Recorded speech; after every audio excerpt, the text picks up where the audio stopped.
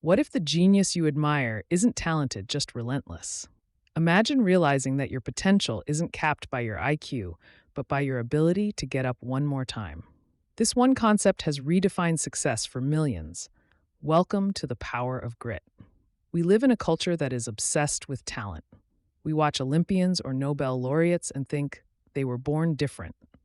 Angela Duckworth, a celebrated psychologist, challenges this distraction by talent in her groundbreaking book, Grit: The Power of Passion and Perseverance. Her message is clear. The secret to outstanding achievement is not talent, but a special blend of passion and persistence she calls grit. Duckworth introduces a simple yet revolutionary formula that proves why effort matters more than talent. First, talent x effort equals skill. Without effort, your talent is nothing more than unmet potential. Second, skill x effort equals achievement. Notice that effort counts twice. It builds the skill, and then it applies the skill to achieve the result.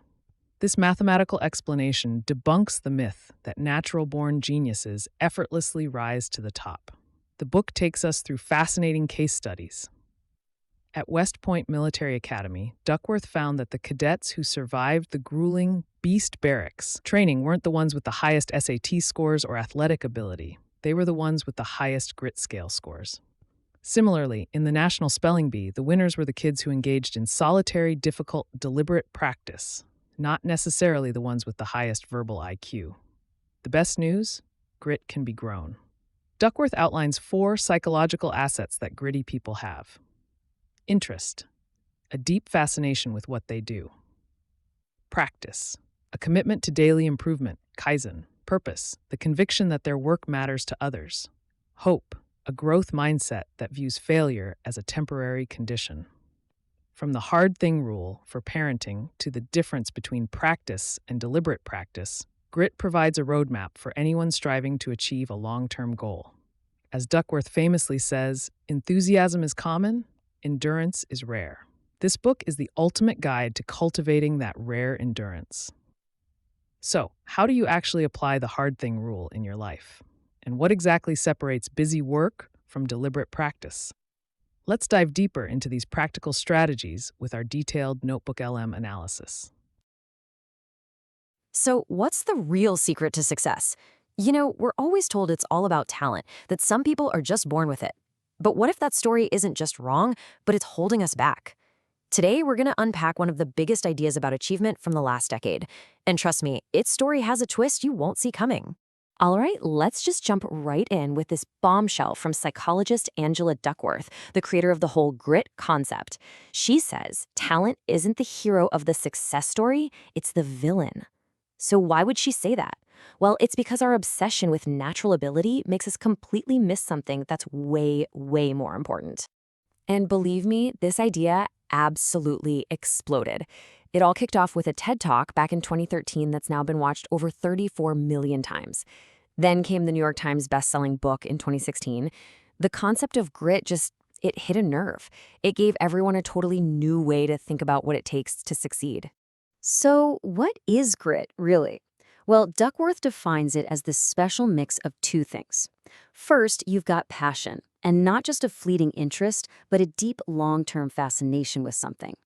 And second, you've got perseverance. That's the toughness, the tenacity to stick with that passion day after day, especially when it gets boring or difficult. It's not about intensity, it's about stamina. Duckworth even came up with a kind of formula for how this works. Check this out. She says your natural talent times the effort you put in equals your skill. Okay, makes sense, but here's the kicker. She says you then take that skill and multiply it by effort again, and that's what leads to real achievement. The big takeaway here? Effort literally counts twice. It's the most important piece of the puzzle. And she had the research to back it up. It was actually pretty amazing. Duckworth and her team found that grit was this incredible predictor of who would make it in all these super demanding fields. We're talking about who would survive the insane beast barracks training at West Point, who would become a finalist in the National Spelling Bee, even who would be a top performer in really tough sales jobs. It's a really clean, powerful idea, right? Be gritty and you'll succeed. But like with most big ideas, it turns out the real picture is a little more complicated. The story of grit was about to get a major update. And here is the plot twist. The one person who started to really poke holes in the original theory of grit wasn't some rival researcher. Nope, it was Angela Duckworth herself. She started to feel like there was a huge piece of the puzzle missing. Yeah, in her own words, she started thinking about what was incomplete in her own blockbuster book. Now, to be clear, she still totally believes in the science of grit. But she realized that by focusing only on what's inside of us, our passion, our perseverance, she'd really only told half the story. And it wasn't just her having these thoughts. Other researchers were digging in too.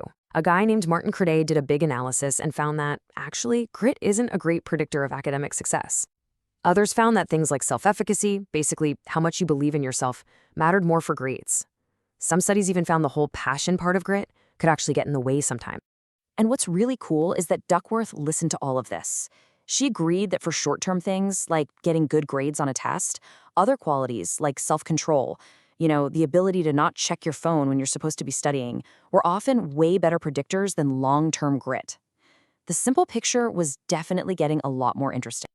This whole process led her to a new and I think even more powerful idea. What if success isn't just about the stuff we have inside of us? What if it's just as much about the world around us, about our situation?